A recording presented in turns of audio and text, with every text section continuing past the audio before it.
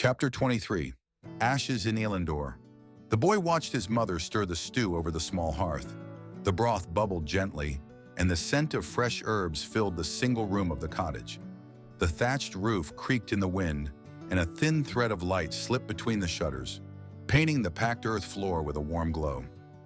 His sister, a girl of 14 or 15, worked beside her, slicing roots with the calm skill of someone who had repeated the motion 1,000 times.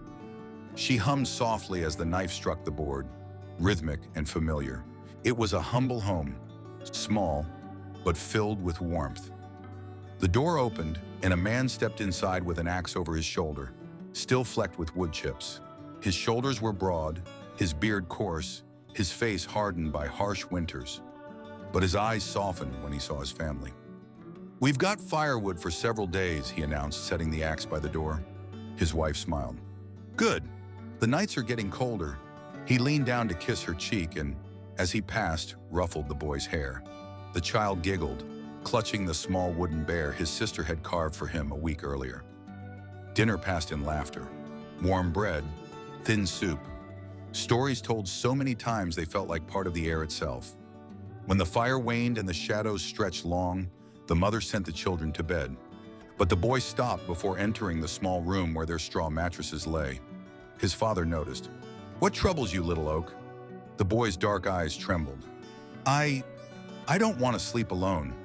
What if the monsters come tonight?" His father crouched and cupped his cheek with a weathered hand. "Here, in Elyndor, there are no monsters," he said gently. "The King's Guard watches our borders. He fights every day to keep the shadows at bay and protect us from those who prey on humankind." He glanced toward the window, as if remembering. "That's why we left Drowen. That's why we came so far. Elyndor is a kingdom of men, protected by the legacy of the great King Arendor. Here, creatures of darkness hold no power." The boy swallowed, unconvinced. "But what if they come anyway?" His sister stepped closer and offered her hand. "If you're afraid," she said softly, "you can sleep with me tonight." He nodded at once, relieved. The family settled in. The fire dimmed, the wind calmed, and the boy slept curled beside the sister who always knew how to make him feel safe. Morning broke bright, as if the world had forgotten the child's fears. He helped his father, gripping a small hatchet nearly too large for his hands. Together they chopped wood at the forest's edge, birds singing as sunlight threaded through the branches. "Careful," his father laughed. "Don't cut your foot off." "I won't," the boy grumbled, lifting the hatchet again. The log split cleanly. His father clapped, proud. Then it happened. A scream, then another. Then the dull thunder of dozens of feet running through the village. His father stiffened. The boy turned. Between the trees, shapes emerged, gray, twisted, with sunken, starving eyes, with teeth that held nothing human. Ghouls, a horde.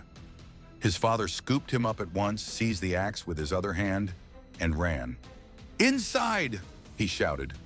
But when they reached the village, horror was already unleashed. Screams, burning houses, shadows tearing doors from hinges, blood thick in the air. The mother burst from the cottage, pale with terror.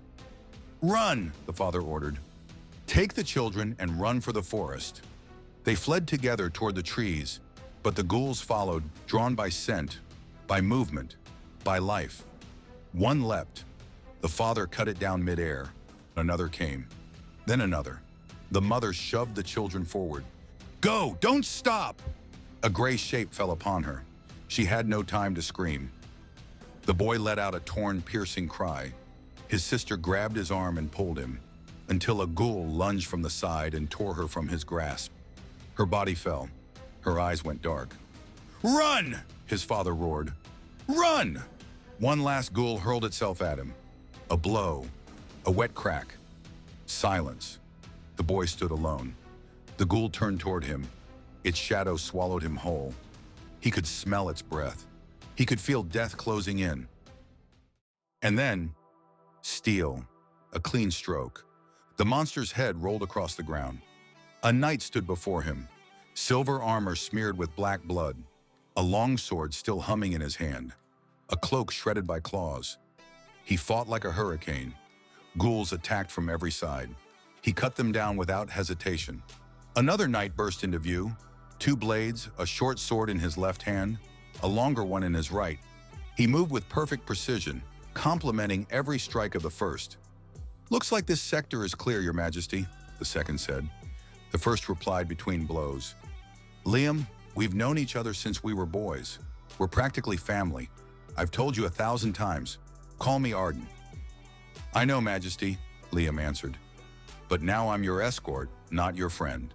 And I prefer to show proper respect to the King of Elyndor." Arden snorted, unable to argue further. When the last ghoul fell, the king sheathed his sword and knelt before the boy. "Are you hurt?" The child clutched the hatchet with shaking hands. Tears streamed down his cheeks, making his eyes look like shattered glass. My family," he stammered. "They're dead." Arden's face darkened. "I'm sorry," he said gravely. "We tried to reach you sooner, but this horde crossed the border undetected, and we couldn't stop it." He placed a steady hand on the boy's shoulder. "Protecting my people is my duty. Today I failed, but I swear to you, I will not rest a single day until no one in Elyndor ever lives in fear again." The boy looked at him and believed him. That man, that king, had fought to save him, and he spoke with the truth of a sacred oath. Arden went on, "I can never replace your family, never. But from this day forward, I will watch over you myself. You will be safe. You will grow strong, I promise you."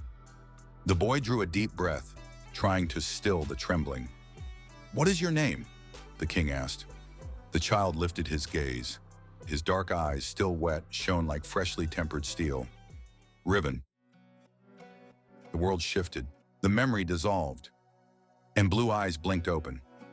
Selenia exhaled slowly as her mare followed behind Riven's horse, her wrists still bound by black iron shackles. The forest opened silently around them, indifferent to the ghost riding at their side. Riven did not look back, but the child he had been still lived behind his dark eyes. And Selenia had seen everything. A single tear slid down her cheek. Riven never noticed.